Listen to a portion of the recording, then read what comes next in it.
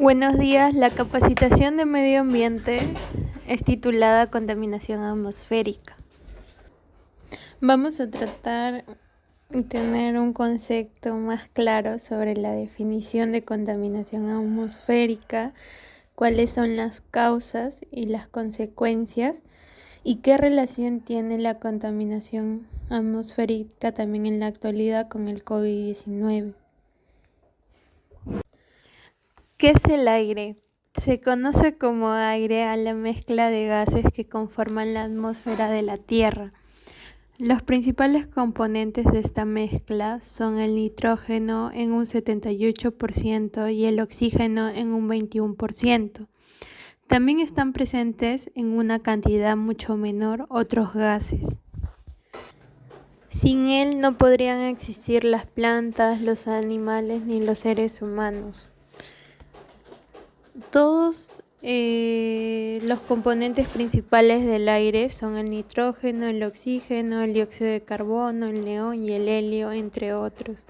Todos ellos de gran importancia y necesarios para que los seres vivos realicen sus funciones vitales, como las siguientes. Gracias al oxígeno en la atmósfera podemos respirar. El dióxido de carbono es la base para la fotosíntesis. El aire permite la existencia del fuego, el sonido, el viento, las nubes y las lluvias. Entre otras características, el aire no tiene un volumen definido y es sensible a las temperaturas. Se expande con el calor y se contrae con el frío.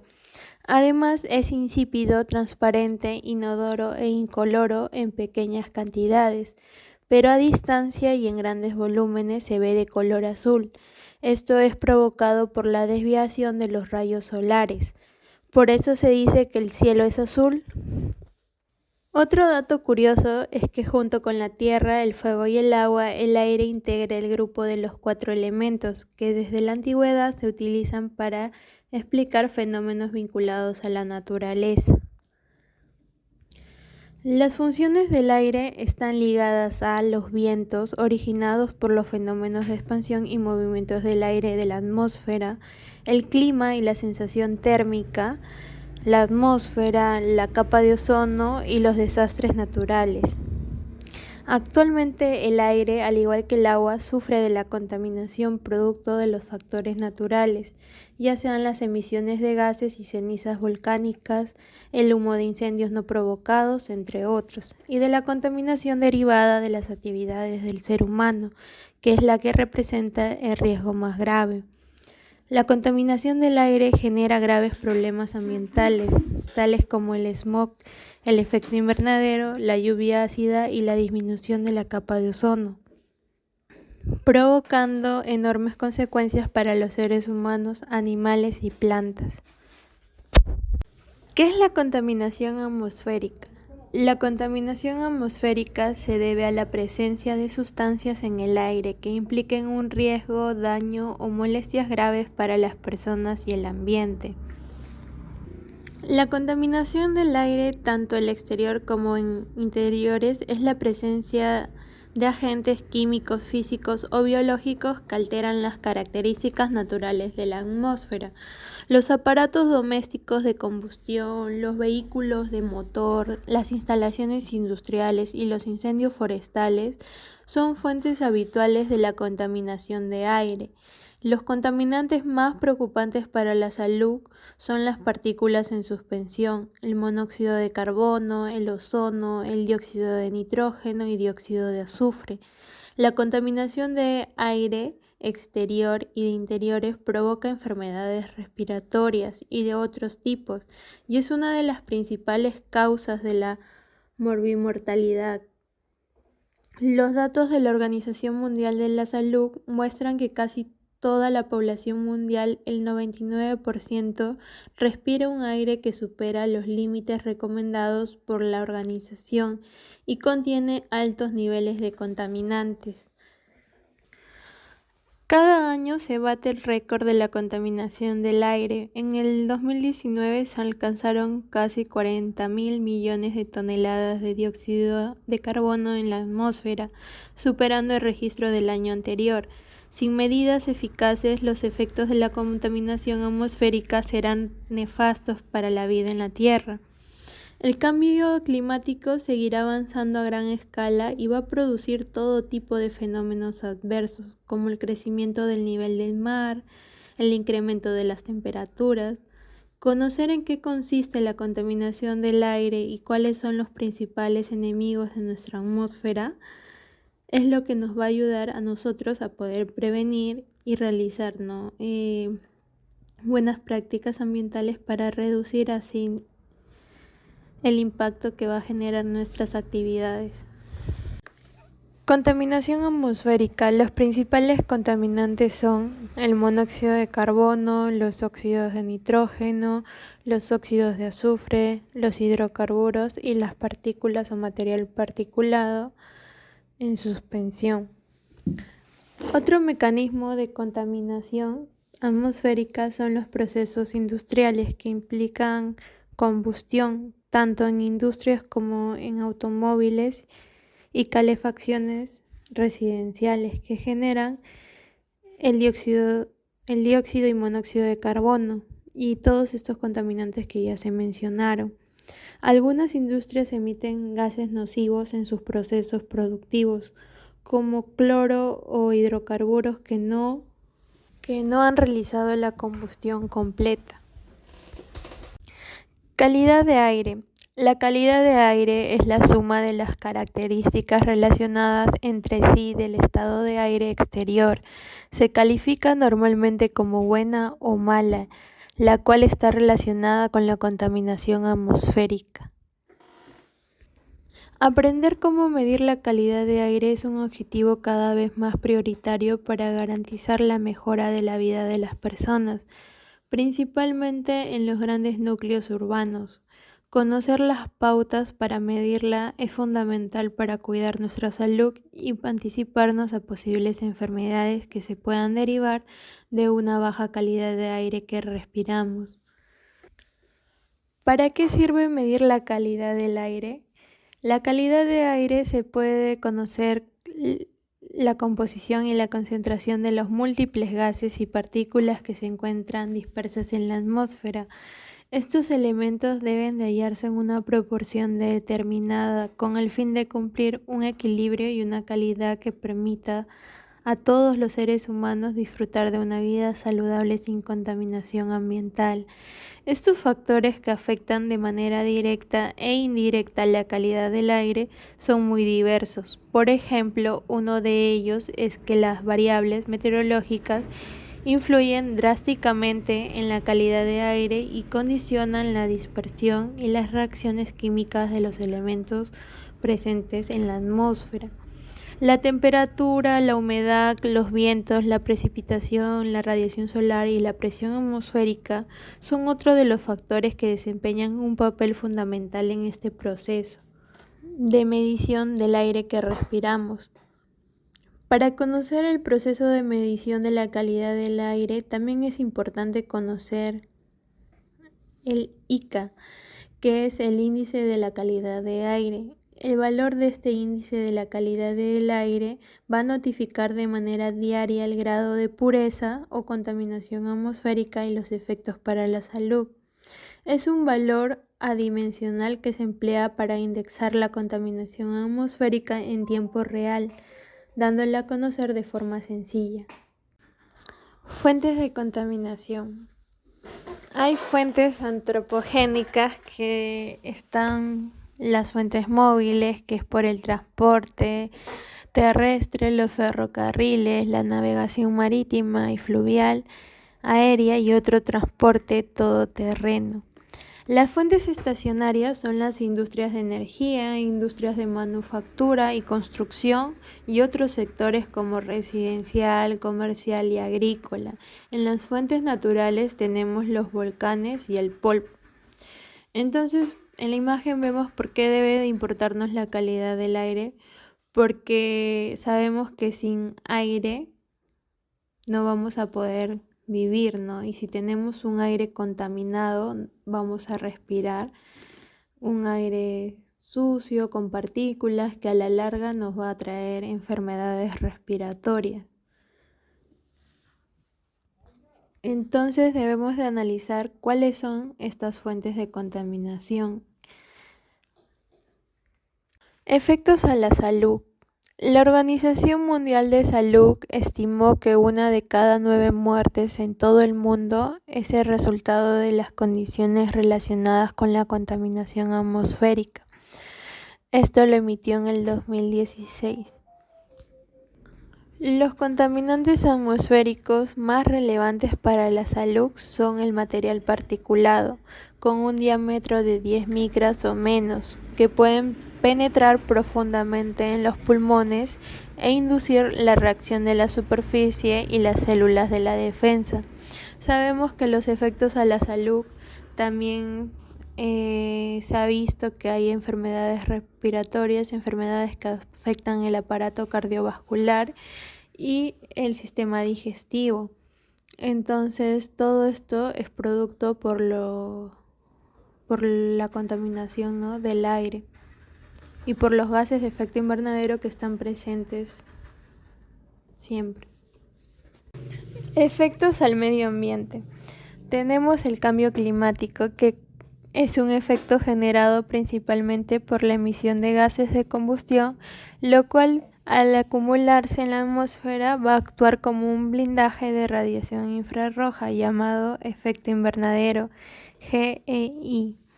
La principal causa de este efecto es el dióxido de carbono, pero también tiene otros gases como el metano y el óxido nitroso, que provocan el aumento de la temperatura global del planeta.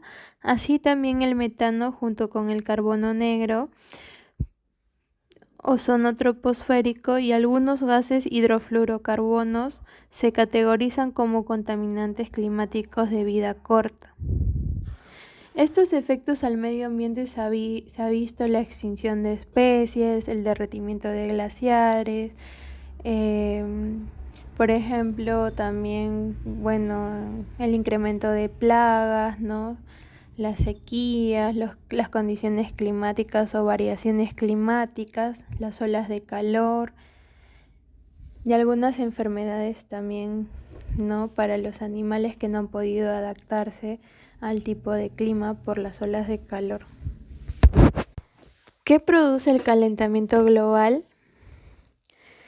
El calentamiento global ha hecho que los últimos 6 años sean los más cálidos registrados desde el año 1880.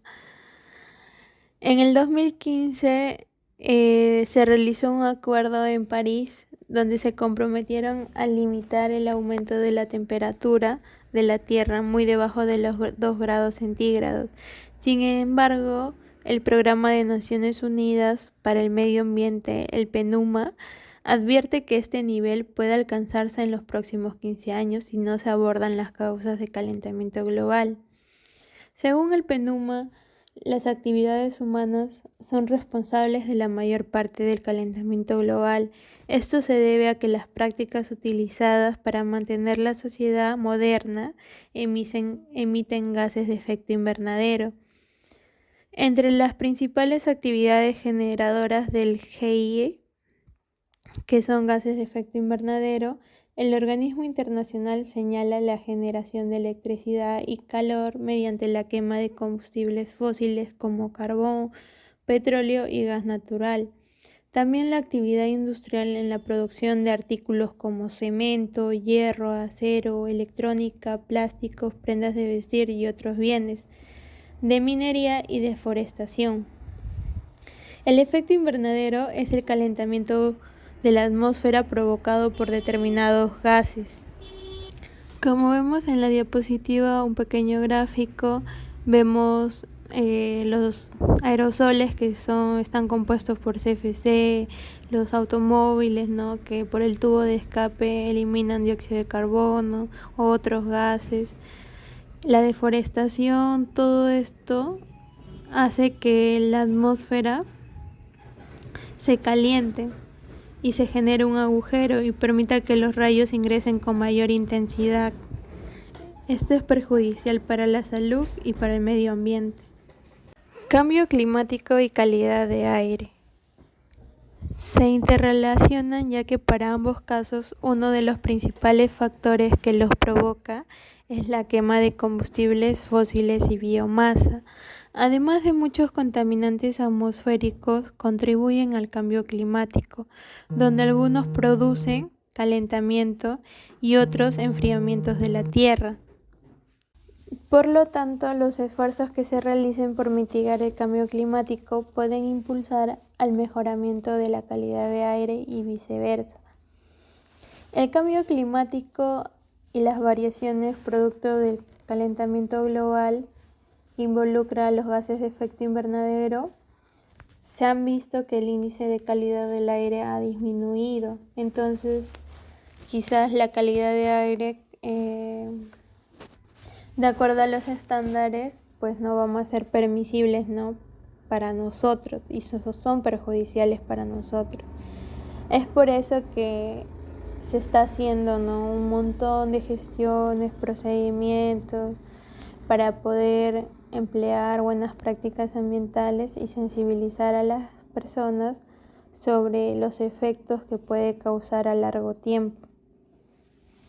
Desarrollo de instrumentos del país relacionados con el cambio climático.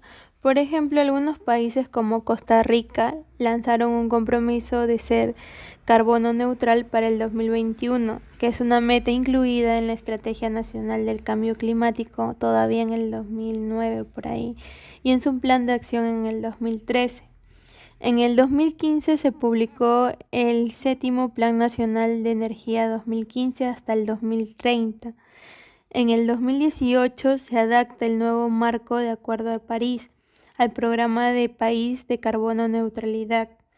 En el 2019 se lanza el Plan Nacional de Descarbonización del 2018 y hasta el 2050, que tiene que durar este plan. Ese es uno de los instrumentos que ese país, ¿no?, ha tomado por el alto consumo de carbón, que sabemos que es también uno de los principales contaminantes que afecta la calidad del aire. ¿Cuáles son los ejes de descarbonización? Son 10 ejes. El primero es la movilidad sostenible y el transporte público. El segundo es el tercer eje es el transporte de carga eficiente. El cuarto eje es la energía eléctrica renovable a costo competitivo.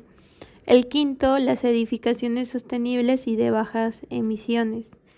El sexto es el sector industrial de bajas emisiones. El séptimo es la gestión integral de los residuos sólidos. El octavo eje de descarbonización son los sistemas agroalimentarios bajos en carbono. También tenemos el 9, que es el modelo ganadero bajo en emisiones, y el 10º, la gestión de territorios con soluciones basadas en la naturaleza. Estos son los 10 ejes de descarbonización que están incluidos en el Plan Nacional de Descarbonización. Calidad de aire en el contexto COVID-19. Con dichos estudios se observó que hay una disminución de emisiones del dióxido de nitrógeno y el PM10. Esta reducción es producto de las medidas de restricción vehicular, lo cual mejora de forma temporal de la calidad de aire. Sabemos que desde que se inició la pandemia, mediante el protocolo, ¿no?, la gente no transitaba tanto, no hacía uso de sus automóviles, entonces se vio un índice de mejora, ¿no?, en la calidad del aire. Según la Organización Mundial de la Salud, las poblaciones de las ciudades con mayor contaminación del aire tienen mayor riesgo. Esto se debe a la exposición de partículas finas, que es el PM2.5, que es material particulado de 2.5 micras, el ozono y otros componentes de aire contaminado que provocan procesos de estrés, oxidantes e inflamación de las vías respiratorias y los pulmones, ocasionando efectos adversos a la salud de las personas en el corto y largo plazo y alteran de manera importante la respuesta de su sistema inmunológico. Entonces, en el contexto de COVID sí se ha visto mejoras, sí, porque no hemos estado, ¿no?, transitando, haciendo uso de nuestros equipos, ¿no?, móviles. Entonces, de cierta forma ha contribuido. Lluvia ácida. La lluvia ácida es lluvia que se ha vuelto ácida debido a ciertos contaminantes que se hallan en el aire. Es un tipo de disposición ácida que puede aparecer en muchas formas. La deposición humana se refiere a la lluvia, la nieve, el agua, nieve o niebla, cuya acidez es mucho mayor que la normal. La lluvia ácida es producida por la contaminación atmosférica cuando los gases procedentes de la quema de combustibles reaccionan con el oxígeno del aire y el vapor del agua y se transforman en ácidos que transportan la lluvia. Engloba también una forma de precipitación que presenta elevadas concentraciones de ácido sulfúrico y nítrico. También puede presentarse en forma de nieve y partículas de material seco que se posan sobre la tierra. ¿Qué causa la lluvia ácida? La capa vegetal en descomposición y los volcanes en erupción, como el volcán X que estalló, por ejemplo, en los finales de un 2021, liberan algunos químicos de la atmósfera que puedan originar lluvia ácida, pero la mayor parte de estas precipitaciones son el resultado de la acción humana. El mayor culpable de este fenómeno es la quema de combustibles fósiles procedentes de plantas de carbón, generadas de electricidad, las fábricas y los tubos de escape de los automóviles. Cuando el ser humano quema combustibles fósiles, libera dióxido de azufre, óxidos de nitrógeno a la atmósfera. Estos gases químicos reaccionan con el agua, el oxígeno y otras sustancias para formar soluciones diluidas en ácido nítrico y sulfúrico.